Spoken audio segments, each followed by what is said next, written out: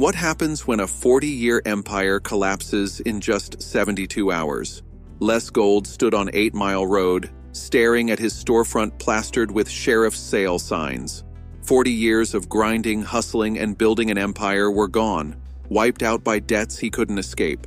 The auction notice didn't just signal the sale of American jewelry and loan, it marked the collapse of his identity. The January cold barely registered. Outside, former employees, creditors, customers, and reporters waited, some angry, some eager for humiliation. "Les Gold, how does it feel to lose everything?" a reporter shouted. He pushed past, silence heavier than the crowd. Inside, display cases stood empty, walls bare, neon signs marked for auction. Seth, his son and partner, looked at him with pity. "They're taking everything, building, inventory, even the name." Ashley added, "The employees want their final paychecks, the ones you promised and bounced." Les had run out of moves. "I'll figure it out," he muttered. Ashley whispered, "There's nothing left to fix. You destroyed everything and dragged us down with you." The collapse hadn't been sudden. It began 18 months earlier with Marcus Webb, a smooth-talking consultant pitching cryptocurrency-backed loans. Promises of cutting-edge finance and easy profits seduced Les into investing millions of the business and personal assets. At first, it seemed smart. Crypto was booming. But 6 months later, the market crashed, wiping out 80% of his investment overnight. Now, in 72 hours, everything Les had built would belong to strangers. 40 years of empire gone.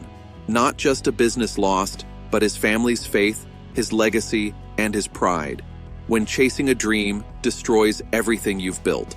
Les, over-leveraged in crypto-backed loans, suddenly found himself holding collateral worth a fraction of what he'd lent. Customers defaulted in waves, abandoning their digital assets while Les still owed millions to the banks. "It'll recover," he insisted to Seth and Ashley. "Crypto always recovers," he repeated. But American jewelry and loan didn't have the money to wait. Meanwhile, the traditional pawn business he'd neglected was crumbling. Inventory was low, customer traffic dropped, competitors thrived, and employee morale sank. Then a viral video destroyed his reputation overnight. A customer, Diane Morrison, brought in a family heirloom, and on camera, Les dismissed it as worthless, offering $20. Appraisers confirmed it was platinum with a 2-carat diamond worth $12,000. The video went viral, 3 million views in 48 hours, and sparked a class action lawsuit for systematic undervaluation. Les protested it was an honest mistake, but his reputation was shattered. Customers vanished, advertisers pulled support, banks panicked over crypto losses, and he stubbornly doubled down, fighting lawsuits, spending money he didn't have, and clinging to failing crypto investments. By the time he admitted his mistakes, it was too late. Marcus Webb had vanished with the remaining funds, and American jewelry and loan was bleeding cash. 3 days after foreclosure notices, the family met. Lily, exhausted and furious, confronted him about bankruptcy. Seth and Ashley accused him of mortgaging the house, leveraging inheritances, and chasing crypto fantasies instead of adapting. Ashley said sharply, "You gambled everything on the first shiny new thing instead of protecting our futures." Lily revealed $7 million in debt against roughly $1 million in assets. Bankruptcy meant losing everything. Les pleaded for time, but the reality was unavoidable. "There is no business," Seth shouted. "American jewelry and loan is being auctioned Friday. You don't own it. You don't own anything." Ashley's turn came. She had co-signed loans based on his assurances. "My credit's destroyed. My savings gone. I'm facing financial ruin at 34 because I trusted you." The words hit Les harder than any foreclosure notice. "Sorry," he whispered. But sorry didn't pay $7 million, restore Ashley's credit, or undo a year of destruction. The family's paths diverged. Lily would move in with her sister. Ashley searched for apartments she could afford on a waitress salary. Seth was leaving Detroit entirely. Les's empire, built for his family, had been reduced to ashes. Every choice he made had consequences, and now everyone he loved would pay the price.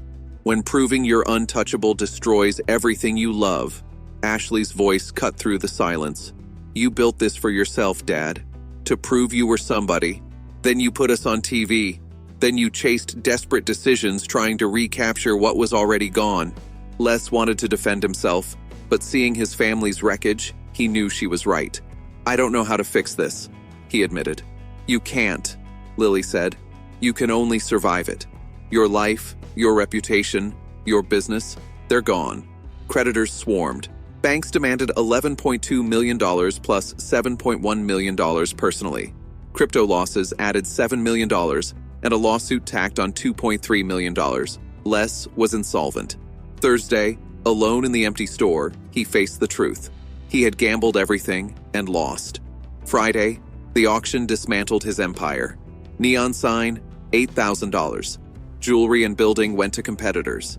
Sheriff's deputies evicted him. Video went viral. Former assistant exposed wage theft and toxic management. Les lay in a motel bed, house gone, family scattered, reputation destroyed. Monday formalized it. $19.4 million liabilities, $800,000 assets. At 73, he had no income prospects. Fraud allegations threatened prison. Compromise spared jail, but left him earning $1,200 a month for life, giving the rest to creditors. Seth and Ashley left silently. Outside, he admitted, "I thought I was building something that would last. I was wrong. Pride comes before a fall. Arrogance leads to destruction. Certainty of success is the most dangerous risk." 3 months later, Les worked as a clerk at a discount electronics store in Warren, Michigan, earning $12 an hour, living in a $900 studio apartment. Seth had moved to Chicago. Ashley was rebuilding her life as a waitress and student, and Lily had filed for divorce. American Jewelry and Loan reopened under new ownership, renamed and renovated, its history erased. Driving past 8 Mile Road, Les saw strangers doing business where his empire once stood. He didn't stop. Some losses are so total that revisiting them only deepens the pain. Les Gold had lost everything: family, business, reputation, identity. The cruelest truth haunted him through endless shifts and sleepless nights. He had done this to himself. Every arrogant decision, every refusal to adapt, every moment believing he was too smart to fail had been a step toward the cliff he eventually drove over. The empire had fallen. The king was deposed. And Les, stripped of everything that defined him, faced the rest of his life paying for his hubris. In Detroit, in the pawn industry, and in the memories of reality TV fans, Les Gold became a cautionary tale. Confidence without wisdom is arrogance waiting to be punished. Success without humility is temporary. The higher you climb, the farther and harder you fall. Les Gold deserved every moment of it. He had had everything: family, success, respect, security, and gambled it all on his own infallibility. And he had lost.